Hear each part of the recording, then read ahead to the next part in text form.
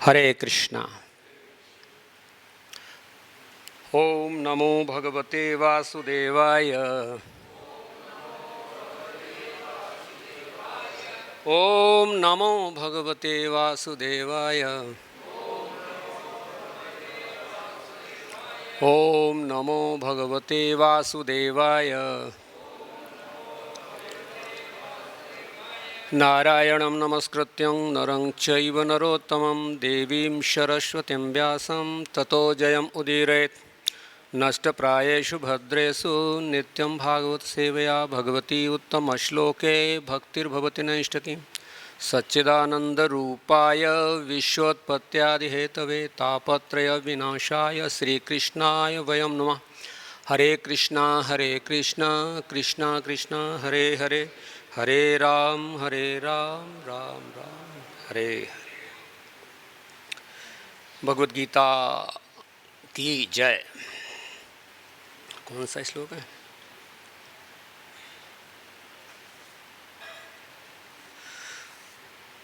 श्लोक संख्या 42, अध्याय 1।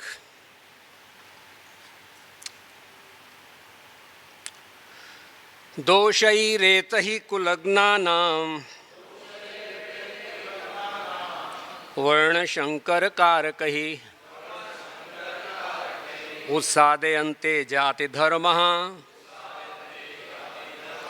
कुलधर्माश्च शाश्वतः। दोषई, ऐसे दोषों से, ऐतई, इन सब, कुलग्ना नाम, परिवार नष्ट करने वालों का, वर्णशंकर, अवांछित संतानों के, कारक ही, कारणों से, उत्सादयन्ते, नष्ट हो जाते हैं, जाति धर्मा, सामुदायिक योजनाएं, कुल धर्म, पारिवारिक परंपराएं, च भी, शाश्वतः, सनातन। अनुवाद: जो लोग कुल परंपरा को विनष्ट करते हैं और इस तरह अवांछित संतानों को जन्म देते हैं, उनके दुष्कर्मों से समस्त प्रकार की सामुदायिक योजनाएं तथा पारिवारिक कल्याण कार्य विनष्ट हो जाते हैं। तात्पर्य शिला प्रभुपाद जी के द्वारा। शिला प्रभुपाद की जय।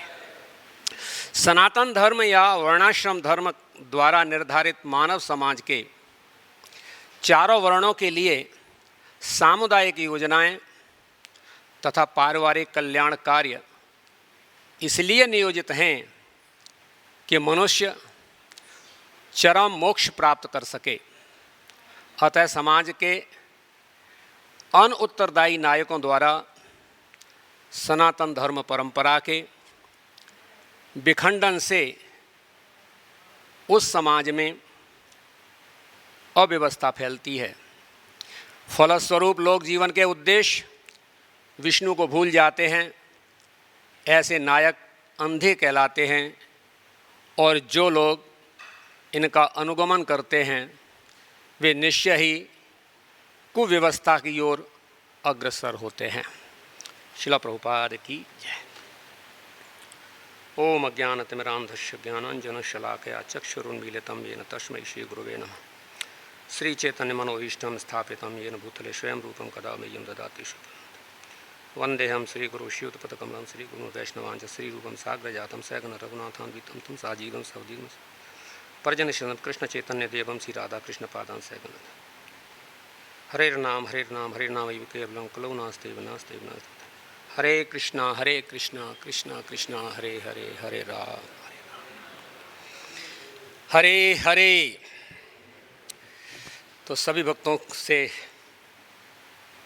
के चरणों में दंडवत प्रणाम करता हूँ और आशीर्वाद की याचना करता हूँ कि आप मुझे अपना आशीष वचन प्रदान करें ताकि मैं भगवान के इन अमल शब्दों को आपके सामने प्रस्तुत करने में अपनी वाणी का प्रयोग कर सकूं। यह श्लोक बहुत ही सुंदर और महत्वपूर्ण है। दोषई रेतई कुलग्ना नाम वर्णशंकर कारकई उत्सादयन्ते जात धर्मा कुल धर्माच शाश्वता।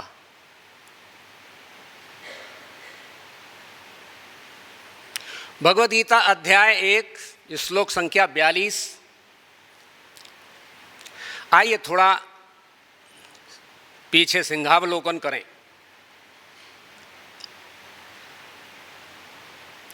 भगवद गीता महाभारत के 6वें पर्व भीष्म पर्व में 25वें अध्याय से लेकर के 42वें अध्याय तक वर्णित है। महाभारत में 18 पर्व हैं।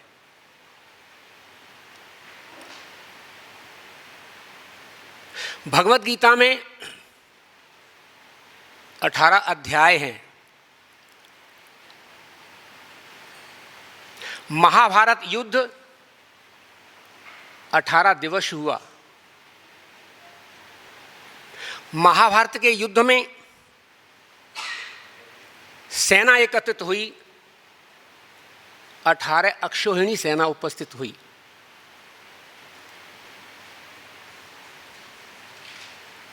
सबका संयोजन 18 18 18 आ रहा है।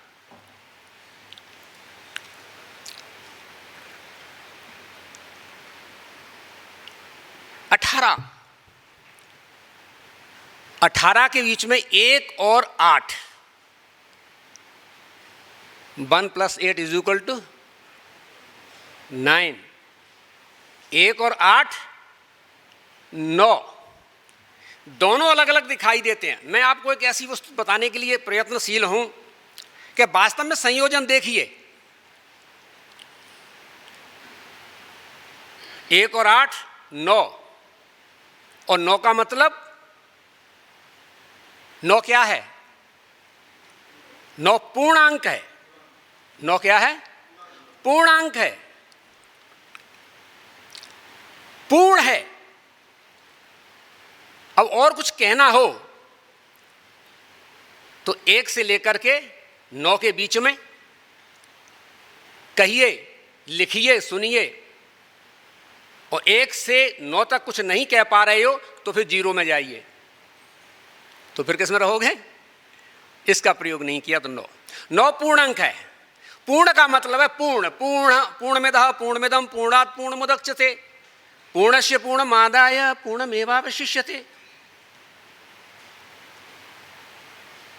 तो पूर्ण कौन हो सकता है? पूर्ण एक भगवान है। पूर्ण कौन है?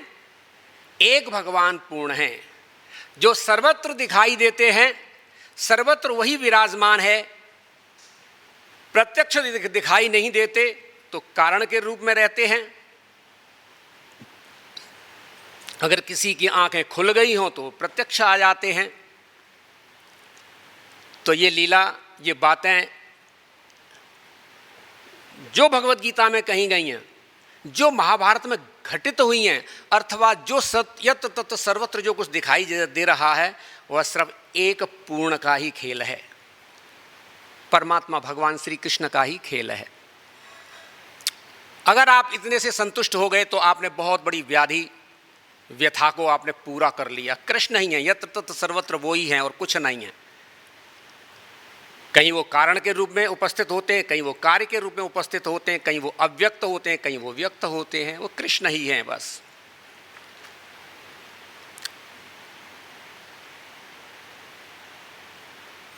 भगवद गीता का प्रथम अध्याय, इसमें 46 श्लोक हैं।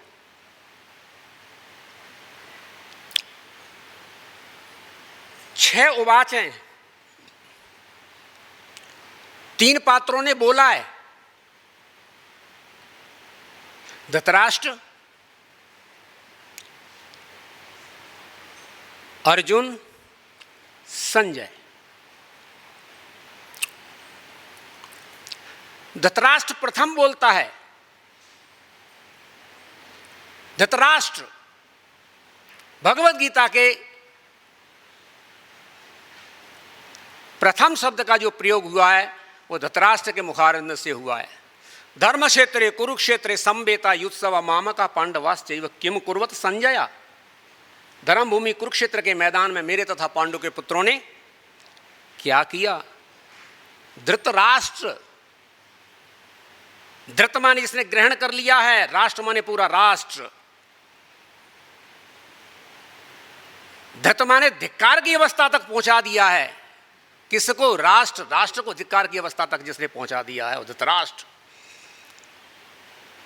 मोह के कारण जिसने भयंकर युद्ध उपस्थित कर दिया है। अगर ये मोह से धृतराष्ट्र निकल जाते तो संभवतः ये युद्ध की संभावनाएं नहीं बनती। एक श्लोक बोलते हैं और बोलते भी कितना बढ़िया है। धर्म क्षेत्रे कुरुक्षेत्रे समवेता युत्सवा मामका पांडवाश्चैव किम कुर्वत संजया। इनको अगर धर्म का इतना ज्ञान था, इतनी चिंता थी, इतना रमन था, ये धर्म को इतना चाहते थे, तो स्थिति उपस्थित कैसे कर दी। धृतराष्ट्र का धर्म से कोई संबंध नहीं है। धृतराष्ट्र की चिंता सिर्फ इतनी है, धर्म क्षेत्र कुरुक्षेत्र, वो कुरुक्षेत्र का जो क्षेत्र है, कुरुक्षेत्र है ना, वो धर्म क्षेत्र है। उस धर्म क्षेत्र में युद्ध हो रहा है। मामकः पांडवाश्चैव, एक ही परिवार के व्यक्ति होकर के अपने को अलग अलग दिखाने का प्रयत्न करना। कौरव और पांडव के बीच में कौरव ही हैं, उनको पांडव कह करके उनको अलग करने की कोशिश करना।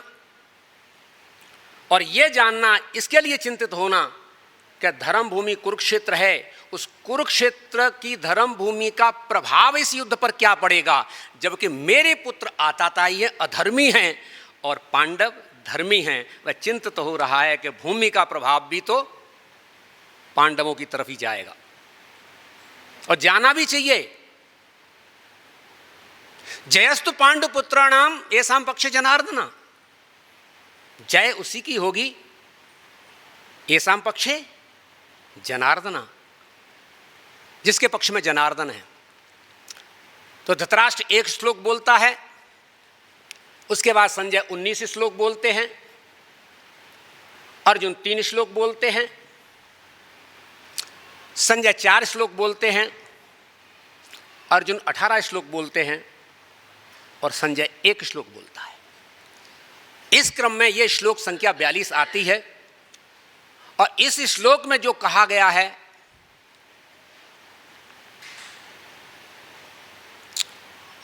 दोषैरेतहि कुलग्नानाम वर्णशंकर कारकहि उत्सादयन्ते जाति धर्मा कुल धर्मा च शाश्वता। दोषै एतहि कुलग्नानाम, कुल घातियों का, कुल को विनाश में ले जाने वालों का, कुल में वर्ण शंकर पैदा करने वालों का,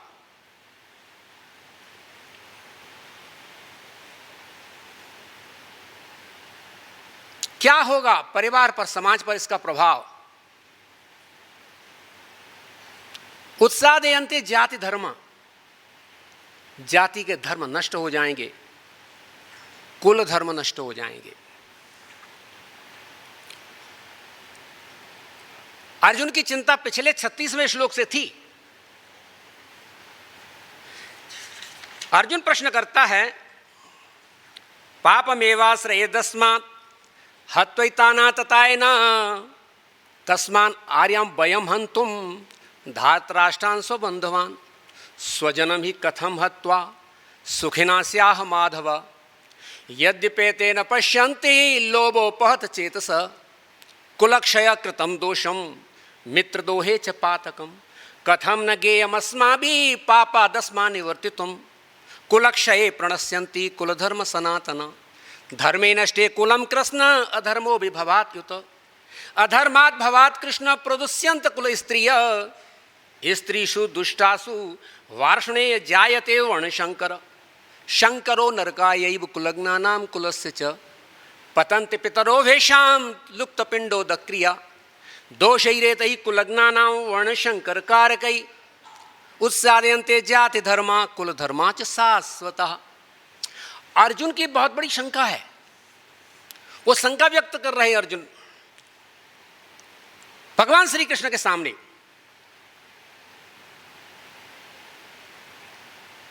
अर्जुन विषाद, दैन्यता, प्रमाद, सारे रोगों से ग्रसित हो रहे हैं। शोक है, चिंता है, व्याकुलता है, विचार है, मैं क्या कर रहा हूं। इतने अक्षोणीय सेना खड़ी हुई है, ये अभी काल कवलित हो जाएगी। इनके काल कवलित होने से क्या होगा कि सारे वीर योद्धा तो मारे जाएंगे। जब वीर योद्धा मारे जाएंगे, सब समाज में जब पुरुष वर्ग जब इस युद्ध में मारा जाएगा तो क्या होगा, स्त्रियों की संख्या वृद्धि होगी। स्त्रियों की संख्या वृद्धि होने पर क्या होगा, पापाचार फैलेगा, व्यभिचार फैलेगा, और व्यभिचार से जो संतानें उत्पन्न होंगी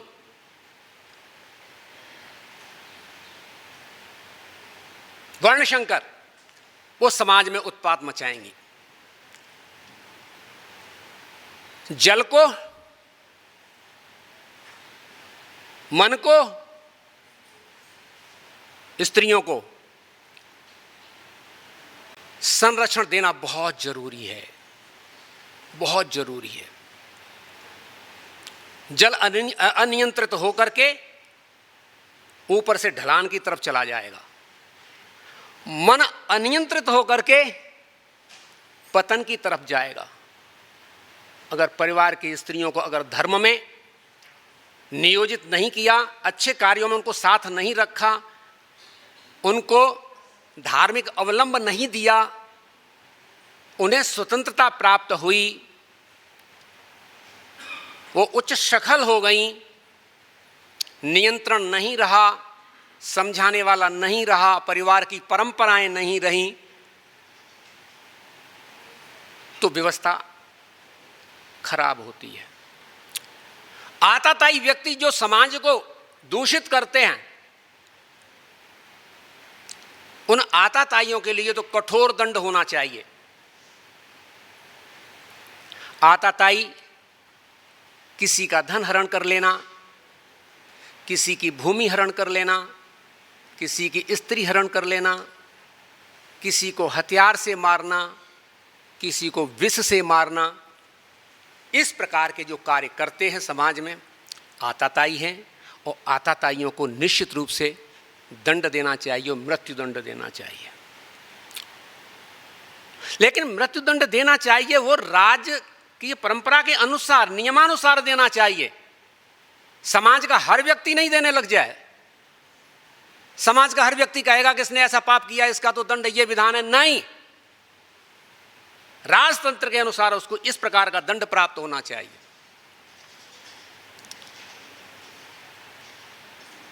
संतान जब वर्णशंकर होती है तो ध्यान दीजिए, भारतीय परंपरा में विवाह भी कई प्रकार के हैं। गंधर्व, राक्षस, प्रजापत्य। तो सबसे सुंदर जो विवाह है वो प्रजापत्य विवाह है, जिसमें अग्नि को साक्षी लेकर के, समाज को साक्षी लेकर के विवाह किया जाता है। प्रजापत्य रीति से अग्नि साक्षी है, समाज साक्षी है, और उसमें शाखोच्चार बोला जाता है। शाखा का उच्चारण होता है, पुत्री की तरफ से भी और पुत्र की तरफ से भी। उनके बाबा, दादा, नाना, ये उनके ये पुत्र, उनके ये नाती, इनकी पुत्री, इनकी नातिन, ये आज क्या कर रहे हैं, विवाह संस्कार में बंध रहे हैं, एक दूसरे को पाणी ग्रहण स्वीकार कर रहे हैं, और सभी का समर्थन होता है। और यह प्रक्रिया भी बड़ी पहले से, लड़का देखा जाता है, लड़की के लिए लड़का देखा जाता है, लड़का के लिए लड़की देखी जाती है, बात चलती है, बात बनती है, बात बिगड़ती है, कई रिश्ते आते हैं, कई रिश्ते जाते हैं, चलती रहती है बात। कहीं न कहीं जा कर के वो बात टिकती सी है, कहीं वो घर ठीक है, आदान प्रदान होता है, आना जाना होता है, फिर एक दूसरे को देखना होता है, फिर अंगूठी पहनाना होता है, फिर लड़का लड़की को देखता है, फिर दूसरे के बाद में उन दोनों का समर्थन होता है। धीरे धीरे वो आकर्षण, धीरे धीरे वो मिलन, धीरे धीरे वो संयोग धीरे धीरे नज़दीक आता जाता है। और नज़दीक आते आते हो सकता है उनके बीच में कोई भी मतभेद उत्पन्न हो जाए तो वो दूर भी हो जाता है, नहीं तो वो धीरे धीरे आता है। और उस समय दोनों परिवार और कुल मिल करके एक निश्चित दिवस नियत करते हैं और फिर वो विवाह संस्कार होता है। विवाह संस्कार में दोनों पक्ष के व्यक्ति बैठ करके अग्नि को साक्षी लगा करके ब्राह्मण के द्वारा पाणी ग्रहण संस्कार किया जाता है। यह होता है दोनों का मिलन हुआ, संयोग हुआ, यह सिद्ध अवस्था प्राप्त हो गई। और वहां पर भी जाकर के लड़की जब लड़के के घर में जाती है तो उनके जो कुल देवी कुल देवता होते हैं उनके सामने जाकर के उनको भेंट पूजा की जाती है। उनको पता नहीं वो पूड़ियाँ बना करके खिलाते हैं और ये कहते हैं कि आज ये कन्या मेरे कुल में सम्मिलित हो गई, आज इस कन्या का जो कुल है वो मेरा कुल है। कुल, अपना कुल और अपना नाम भी देते हैं। अब वो सिद्ध हो गई। देवताओं ने, कुल परंपरा ने, समाज ने सबको स्वीकार कर लिया और सबका समर्थन लग गया। अब एक अवस्था ऐसी आ गई दोनों तरफ से, जो ये जिसकी चिंता अर्जुन कर रहे हैं कि ऐसा होने पर ऐसा होगा, सारे वीर योद्धा मारे जाएंगे तो व्यभिचार की अवस्था फैल जाएगी, अन्यथा भोगों के लिए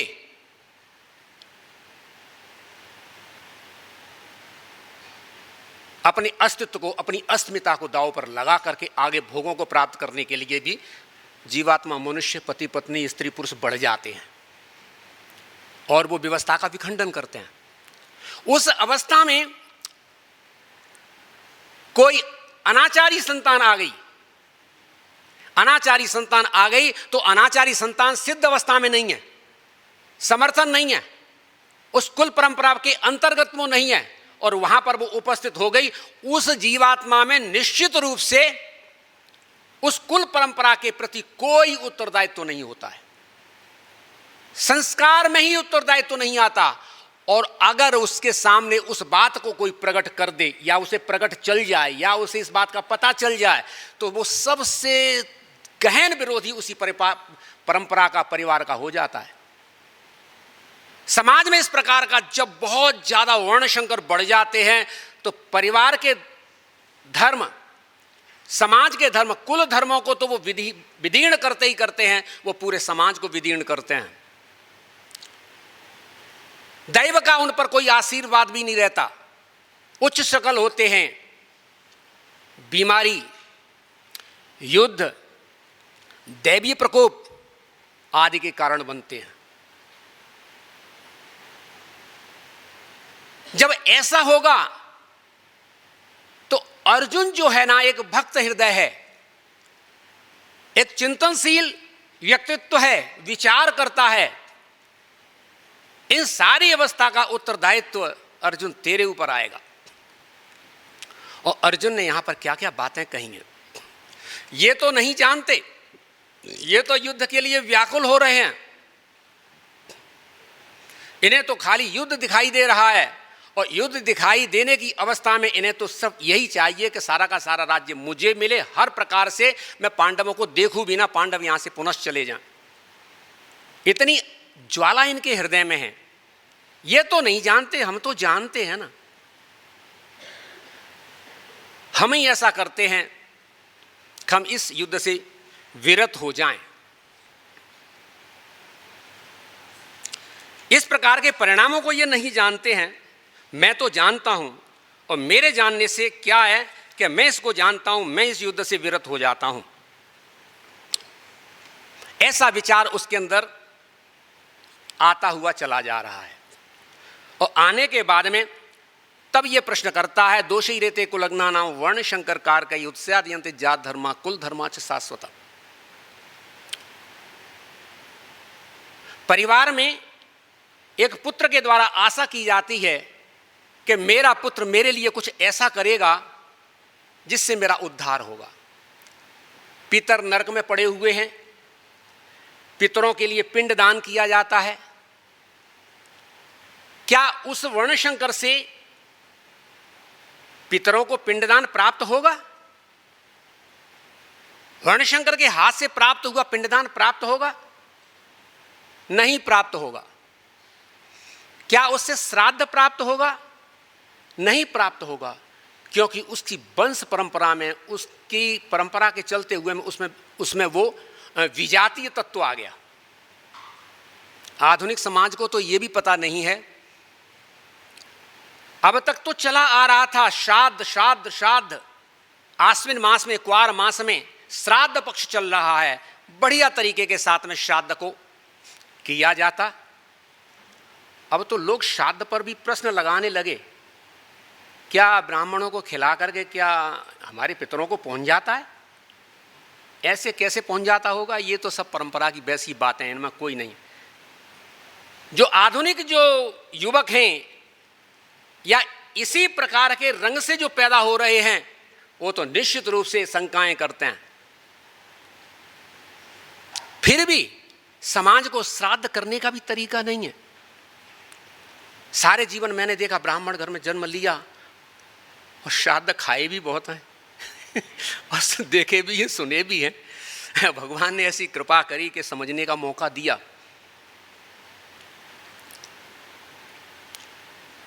हर जगह श्राद्ध होता है, बड़े धूमधाम से होता है, परिवार में बहुत अच्छी तरह से श्राद्ध किए जाते हैं, बहुत अच्छा खर्चा भी करते हैं। पितरों की प्रसन्नता के लिए बहुत कुछ करते हैं, लेकिन पद्धति क्या है? उससे पितर का कल्याण नहीं हो पाता। पितर का कल्याण श्राद्ध सही अवस्था में तब होता है जब एक वैष्णव, या तो श्राद्ध में वैष्णव को बुला करके, सर्वप्रथम वैष्णव को भोज करा करके, वैष्णव को प्रसन्न करके तब अपने पितरों की तरफ जाए, अथवा घर में बढ़िया तरीके के साथ में जो भी आप बना रहे हैं, पकवान बना रहे हैं, जो भी बना रहे हैं आप, सुंदर बना रहे हैं, सब कुछ भगवान विष्णु के सामने अर्पण करके भगवान को भोग लगाए, कीर्तन करे, भगवान की प्रसन्नता के लिए भक्तों को, संतों को बुला करके कीर्तन करे, भगवान को भोग लगाए। और वह भोग भोक्तारम यज्ञ तपस्याम सर्वलोक महेश्वरम सुहृदय सर्वभूतानाम ज्ञात्वा माम शांतिम विक्षति। कोई कहे शांति का सूत्र क्या है? आपके सामने शांति का सूत्र दे तो रहे भगवान, और कैसे दें यह जान लेना। भोक्तारम यज्ञ तपस्याम सर्वलोक, खाली पृथ्वी का नहीं, भू भुवा शुहा महाजना तपा सत्यम अतल वितल सुतल तलातल रसातल पातल महातल, नहीं, सर्वलोक महेश्वरम। जो भी कुछ लिया दिया जा रहा है, यद करोसी यद अस्नासी यद जुहोषि ददासी यद तपस्यस्य कौन्तेय तत्कुरुष्व मदर्पणम। भोक्ताराम यज्ञ तपस्याम सर्वलोक महेश्वरम सुहृदय सर्वभूतानाम ज्ञात्वा माम शांतिमिक्षति, शांति को प्राप्त कर लेगा। ईश्वर परम कृष्ण सच्चिदानंद विग्रह अनादिरादि गोविंद सर्व कारण। फिर इधर उधर हम क्यों हिलेंगे? भगवान को भोग लगा करके, कीर्तन आदि करके भगवान को प्रसन्न करना, और वह भोग ला करके जो प्रसाद बन गया है, वह प्रसाद ला करके पितरों के सामने अर्पण करना। हे मेरे पितर, ये शरीर आपसे मुझे प्राप्त हुआ है। भगवान की स्मृति, भगवान की सेवा जो कुछ भी बन पाती है इस शरीर से बनती है, और इस शरीर के कारण आप रहे, आपसे शरीर उत्पन्न हुआ। मैं ठाकुर जी से निवेदन करता हूं कि हे मेरे प्यारे श्याम सुंदर, मेरे पूर्वज आपके लोक को प्राप्त करें। यदि कदाचित उन्होंने आपके लोक की प्राप्ति नहीं की है, तो मैं आपसे प्रार्थना करता हूं श्याम सुंदर, ये शरीर उनसे उत्पन्न हुआ है, वह आपके धाम को जाएं, आपके प्रसाद को प्राप्त करें, और आपकी गति, आपकी मति बने। ऐसा निवेदन करके आपने बहुत सारे श्लोक नहीं बोले, बहुत सारी वंदनाएं नहीं बोली। शुद्ध हृदय से भगवान के सामने शुद्ध प्रार्थना करना। जरूरी नहीं है कि पद्यावलियों में गाई जाएं। सरल हृदय से आप भगवान से प्रार्थना करें, और जब ये सरल हृदय की प्रार्थना जब आप भगवान से निवेदन करेंगे, हे मेरे प्यारे प्रभु, ये प्रसाद मेरे पितरों को ये प्राप्त हो और वो कल्याण को प्राप्त करें, निश्चित रूप से उस पुत्र ने अपने पितरों का कल्याण किया है, कल्याण को प्राप्त कर सकता है। तो इस प्रकार हम अपने पितरों का कल्याण कर सकते हैं। निश्चय ही एक पुत्र होने के कारण हमारा उत्तरदायित्व है कि हम पितरों को स्मरण करें, लेकिन वह स्थिति नहीं होनी चाहिए भूतानि यान्ति भूतेज्या यान्ति मद्या जनोपिमाम पितरन यान्ति पितव्रता। हम पितरों की इसलिए आराधना नहीं कर रहे कि हम पितर लोग को जाना चाहते हैं, पितरों से प्रेम करते हैं। पितर जो भी कुछ है, आगे जो निकल गए हैं, जो आने वाले हैं, सब जीवात्मा हैं। उनसे हमारा संबंध जीवात्मा के स्तर का संबंध है। पिता पुत्र का संबंध शरीर से बनता है, आत्मा से किसी का कोई न तो माता है न कोई पिता है। ये दोनों चीजें जब हमारी समझ में आ जाएंगी कि आत्म स्तर पर हम सब समान हैं, और फिर दूसरी बात यह है कि इससे भी और ऊंचे चले जाओगे। आत्म स्तर पर हम समान हैं, एक अवस्था है, उच्च अवस्था को प्राप्त हो जाओगे, उस समय सर्वभूतस्थम आत्मानम सर्वभूतानि चात्मनि ईक्षते योग युक्तात्मा सर्वत्र समदर्शिना यो मां पश्यति सर्वत्र सर्वं च मयि पश्यति तस्या अहं न प्रणश्यामि सच मे न प्रणश्यति सर्वभूत स्थितं यो मां भजत एकत्वमास्थिता सर्वथा वर्तमानोपि स योगी में वर्तते। निश्चित रूप से आप कहेंगे आपने ये 3 श्लोक बोल दिए, समझ में तो कुछ आया नहीं, श्लोक बोलते चले गए, हमें से क्या लाभ है। बहुत बढ़िया बात कही थी हमारे प्रभु जी, तो बाद में डांटने भी लग जाएंगे, तू बोलता चला गया श्लोकों को, क्या मतलब था इसका। सभी आत्माएं समान हैं।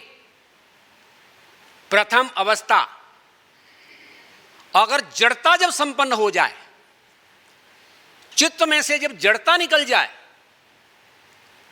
जब भक्ति को प्राप्त कर लो, भक्ति के स्तर तक आप आ जाओ, सर्वभूतस्थम आत्मानम, सारे प्राणी सारे जीवात्मा मेरी ही तो आत्मा है, सभी में मैं ही तो विराजमान हूं, मैं ही तो हूं, सभी मुझ में ही तो विराजमान हैं। केसन करो विरोध, अब मैं किसके साथ विरोध करूं। सब में मैं हूं, मुझ में सब हैं, केसन करो विरोध। अब विरोध किसके साथ में करोगे। दूसरा,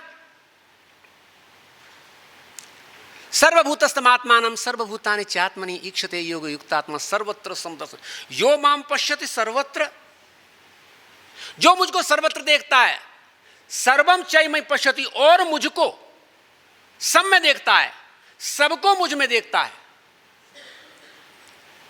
यह भगवान का परमात्मा स्वरूप है। सब परमात्मा में है, परमात्मा सब में है।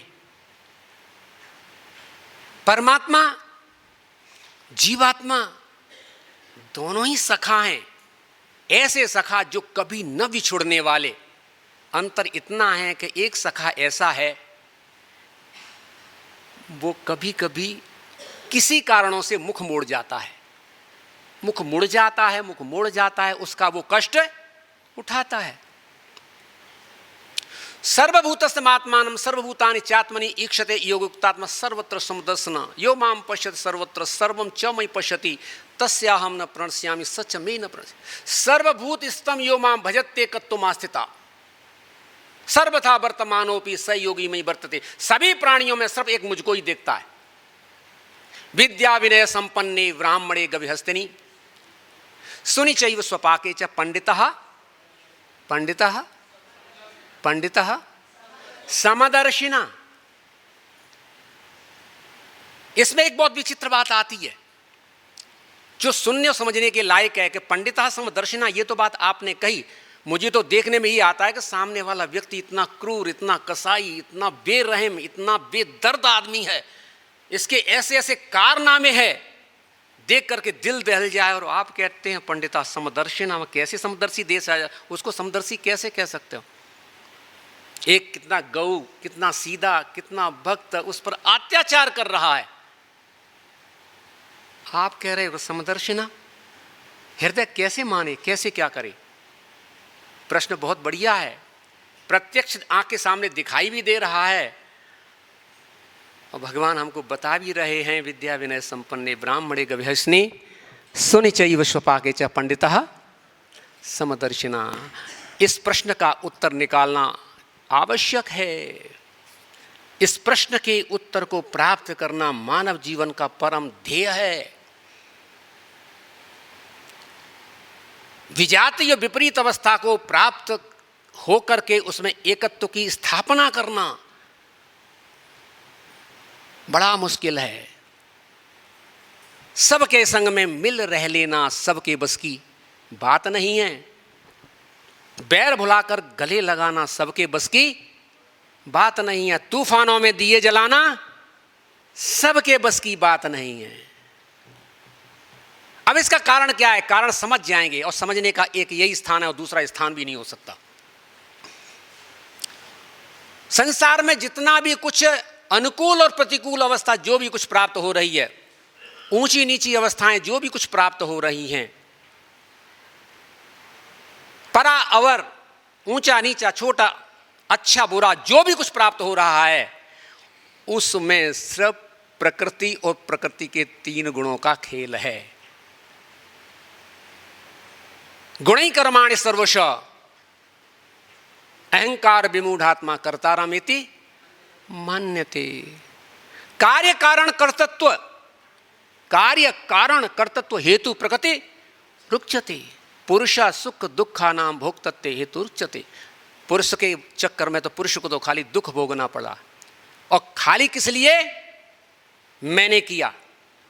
तो जो भी कुछ हो रहा है वो प्रकृति की गुणात्मक, प्रकृति गुण की माया, गुणात्मिका माया कार्य कर रही है। और गुणात्मिका माया कार्य कर रही है और वह आप पर कार्य नहीं कर रही है। ध्यान दीजिए, आप पर कार्य नहीं कर रही है, माया कार्य कर रही है, लेकिन आप पर कार्य नहीं कर रही। तो फिर किस पर कार्य कर रही है? मेरा मन दुखी है, मेरी बुद्धि चक्कर खा रही है, मेरी बुद्धि में समझ में नहीं आ रहा है आखिर मैं करूं क्या, तो किस पर कार्य कर रही है? ध्यान दीजिए, प्रभुपाद जी ने हमको समझाया, भगवान श्री कृष्ण के वचनों में बताया कि हम शरीर नहीं हैं, हम मन नहीं हैं, हम बुद्धि नहीं हैं, हम अहंकार नहीं हैं, लेकिन हमने इनको पूरा माना है कि हम यही हैं, हम यही हैं, यही है का दुख उठा रहे हैं। है नहीं उसको मान लेना। आज का श्लोक जो सुबेरे इसका प्रवचन हो रहा था कितना बढ़िया था। अहमेवासम एवाग्रे नान्यत यत् सत्परम पश्चात अहम यदेयच्च योवशिष्येत सोऽस्म्यहम् ऋतेयर्थम यत् प्रतीयेत न प्रतीयेत चात्मनि तद विद्यात्मनो मायाम यथा भासो यथा तम यथा महांति भूतानि भूतेषु चावचिष्यनु प्रविष्टान प्रविष्टानि तथा तेषु न तेषु हम एतावदेव जिज्ञास्यम तत्व जिज्ञासुनात्मनम अन्वय वितरेकाभ्यम यतत् स्यात् सर्वत्र सर्वदा यथा महांति भूतानि भूतेषु चावचिष्यनु। सारे प्राणियों में जो अनुकूल है, जो अनुसूयित है, दिखाई नहीं देता, जो दिखाई नहीं दे रहा और है,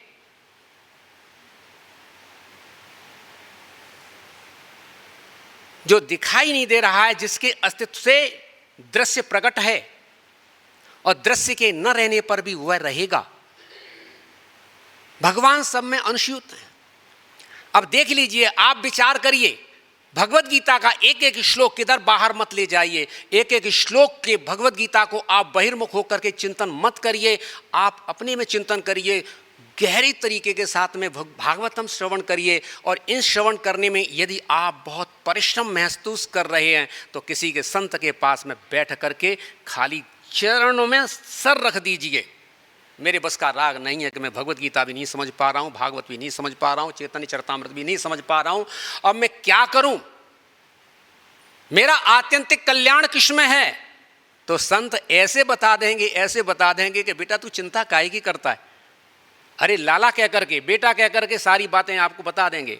और बड़ा विद्युतापूर्ण बुद्धि रख करके, बड़े बड़ा अध्ययन करके भी वो बात वस्तु प्राप्त नहीं होती है। 3 ग्रंथों में तो ऐसा आनंद है, भगवत गीता, श्रीमद् भागवतम, चैतन्य चरितामृत। अरे भैया, इसमें तो आप जितने अंदर प्रवेश करते चले जाएंगे उतने ही आप आनंद की अनुभूति करते रहेंगे। वहां बुद्धि अब लगाने की जरूरत नहीं रह जाएगी। क्यों? वह आपको रसास्वादन, आपको आनंद देने के लिए वह ग्रंथ ऐसे हैं। अब वो ये अवस्था नहीं रह गई है कि मैं कुछ जानने और सीखने के लिए इन ग्रंथों को पढ़ रहा हूं। वह ग्रंथ इतने आस्वादनीय ग्रंथ हैं कि उनको निरंतर पान करते करते रह करके मुझे लगता है कि मुझे संजीवनी प्राप्त हो रही है, मेरा जीवन धन्य हो रहा है। पूर्ण रूप से हम भगवान के प्रेम को प्राप्त कर सकते हैं। और बहुत सारे ग्रंथ हैं, उन ग्रंथों को अपने कल्याण के लिए जानने के लिए प्रयत्न कर रहे हैं तो निश्चित रूप से एक श्रीमद् भागवतम, एकम शास्त्रम देवकी पुत्र गीतम, एको देव देवकी पुत्र एव, एको मंत्र से नामान्यानि कर्माप्येकम तस्य देवस्य सेवा, एकत्व में स्थापन कर दिया। तो इस एकत्व को प्राप्त करने के लिए हमें पुनश्च क्या कार्य करना होगा? जिस प्रकार की शंकाएं अर्जुन प्रस्तुत करते हैं, अर्जुन की शंकाएं, अपनी स्थिति पर अर्जुन प्रयत्न कर रहा है कि जो मैं सोच रहा हूं ठीक ही सोच रहा है, लेकिन महान लक्ष्य को प्राप्त करने के लिए छोटे लक्ष्यों की तरफ ध्यान नहीं दिया जाता। किसी को त्याग करके कोई वस्तु प्राप्त होती है। भगवान महान लक्ष्य को प्राप्त कराना चाहते हैं, यश को फैलाना चाहते हैं। अर्जुन एक अवस्था में पहुंच जाता है, कार्पण्य दोषोपस्वभाव प्रवक्ष्यामि त्वाम धर्म संबूढ़ चेता यश्रेष्यात् निश्चितम ब्रूहि तन्मे शिष्यस्ते हम साधि माम त्वाम प्रपन्न। शिष्य से हम स्वीकार कर लेता है जिस समय मैं आपका शिष्य हूं। भगवान तब कहते हैं अब शिष्य है, अब बोलने का अधिकार है। मित्रवत बोल रहा हूं तो मेरी बात को नहीं सुन रहा, हटा दे रहा है। गुरु और शिष्य का संबंध बन गया, आज्ञा देना, आज्ञा स्वीकार करने का संबंध आ गया। और इतना होने पर भी नयोत्सेत गोविंद उक्ता तुष्णि बभू महा, मैं युद्ध नहीं करूंगा, फिर बोल ही गया। शिष्य थे हम साधि माम तुम प्रपन्नम कह करके नयोत्सेत गोविंद, हे गोविंद मैं युद्ध नहीं करूंगा। तब भगवान बोलना चालू करते हैं, असोचानन व सोचस्तुम प्रज्ञावान वासति गतासून नान सोचित पंडिता। भगवान वहां से जब कल्याण का कार्य करते हैं और 45-40 मिनट में ही उसको विषाद से प्रसाद तक पहुंचा देते हैं। नष्टो मोह स्मृति लब्ध्वा त्वत्प्रसादात् मयाच्युता स्थितोऽस्मि गत संदेह करिष्ये वचनम, तब तक पहुंच जाते हैं और कल्याण को प्राप्त कर लेता है। इन्हीं शब्दों के साथ मैं अपनी वाणी को विराम देता हूँ। हरे कृष्ण, जय जय श्री राधे।